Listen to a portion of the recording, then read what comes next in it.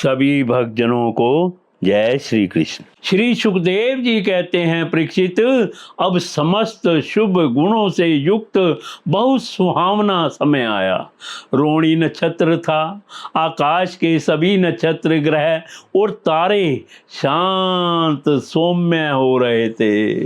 दिशाएं स्वच्छ प्रसन्न थी। निर्मल आकाश में तारे जगमगा रहे थे। पृथ्वी के बड़े बड़े नगर, छोटे छोटे गांव, अहीरों की बस्तियां और हीरे आदि की खानें मंगलमय हो रही थी। नदियों का जल निर्मल हो गया था। रात्रि के समय भी सरोवरों में कमल खिल रहे थे। वन में वृक्षों की पंक्तियां रंग बिरंगे पुष्पों के गुच्छों से लद गई थी। कहीं पक्षी चहक रहे थे और कहीं भौरे गुनगुना रहे थे। उस समय परम पवित्र और शीतल मंद सुगंध वायु अपने स्पर्श से लोगों को सुख दान करती हुई बह रही थी। ब्राह्मणों के अग्निहोत्र की कभी ना बुझने वाली अग्नियां जो कंस के अत्याचार से बुझ गई थी, वे इस समय अपने आप जल उठी। संत पुरुष पहले से ही चाहते थे कि असुरों की बढ़ती ना होने पाए। अब उनका मन सहसा प्रसन्नता से भर गया। जिस समय भगवान के आविर्भाव का अवसर आया, स्वर्ग में देवताओं की दुंदभियां अपने आप बज उठी। किन्नर और गंधर्व मधुर स्वर में गाने लगे तथा सिद्ध और चारण भगवान के मंगलमय गुणों की स्तुति करने लगे। विद्याधारियों अप्सराओं के साथ नाचने लगी। बड़े बड़े देवता और ऋषि मुनि आनंद से भरकर पुष्पों की वर्षा करने लगे। जल से भरे हुए बादल समुद्र के पास जाकर धीरे धीरे गर्जना करने लगी। जन्म मृत्यु के चक्र से छुड़ाने वाले जनार्दन के अवतार का समय था। निषीद चारों ओर अंधकार का साम्राज्य था। उसी समय सबके हृदय में विराजमान भगवान विष्णु देवरूपिणी देवकी के गर्भ से प्रकट हो गए। बोलो श्री कृष्ण भगवान की जय।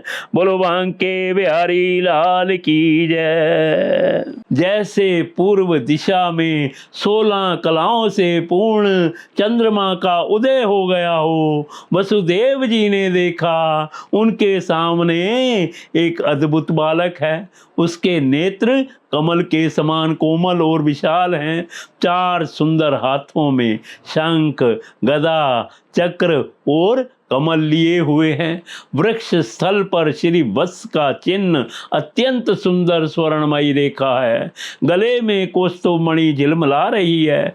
वर्षाकालीन मेघ के समान परम सुंदर श्यामल शरीर पर मनोहर पीतांबर फहरा रहा है। बहुमूल्य वज्रमणि के किरीट और कुंडल की कांति से सुंदर सुंदर घुंघराले बाल सूर्य की किरणों के समान चमक रहे हैं।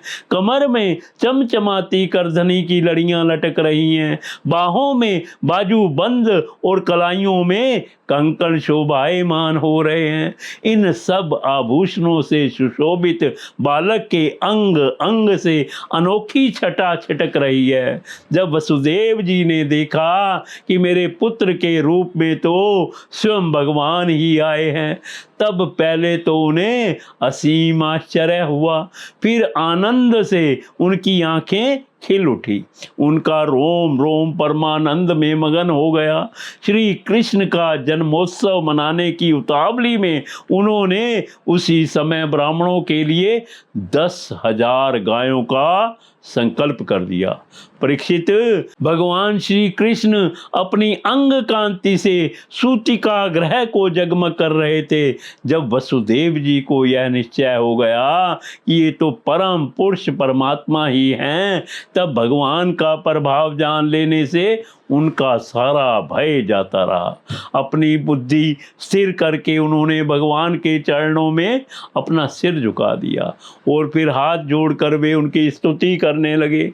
वसुदेव जी ने कहा, मैं समझ गया कि आप प्रकृति से अतीत साक्षात पुरुषोत्तम हैं। आपका स्वरूप है केवल अनुभव और केवल आनंद। आप समस्त बुद्धियों के एकमात्र साक्षी हैं। आप ही सर्ग के आदि में अपनी प्रकृति से इस त्रिगुणमयी जगत के सृष्टि करता है। फिर उसमें प्रविष्ट ना होने पर भी आप प्रविष्ट के समान जान पड़ते हैं। जैसे जब तक मैं तत्व आदि कारण तत्व पृथक पृथक रहते हैं, तब तक उनकी शक्ति भी पृथक पृथक होती है। जब वे इंद्रियादि 16 विकारों के साथ मिलते हैं, तभी इस ब्रह्मांड की रचना करते हैं और इसे उत्पन्न करके इसी में अनुप्रविष्ट से जान पड़ते हैं। परंतु सच्ची बात तो यह है कि वे किसी भी पदार्थ में प्रवेश नहीं करते। ऐसा होने का कारण यह है कि उनसे बनी हुई जो भी वस्तु है उसमें वे पहले से ही विद्यमान रहते हैं। ठीक वैसे ही बुद्धि के द्वारा केवल गुणों के लक्षणों का ही अनुमान किया जाता है और इंद्रियों के द्वारा केवल गुणमय विषयों का ही ग्रहण होता है। यद्यपि आप उनमें रहते हैं, फिर भी उन गुणों के ग्रहण से आपका ग्रहण नहीं होता। इसका कारण यह है कि आप सब कुछ हैं, सबके अंतर्यामी हैं और परमार्थ सत्य आत्म स्वरूप हैं। गुणों का आवरण आपको ढक नहीं सकता, इसलिए आप में ना बाहर है ना भीतर, फिर आप किसमें प्रवेश करेंगे? इसीलिए प्रवेश ना करने पर भी आप प्रवेश किए हुए के समान दिखते हैं।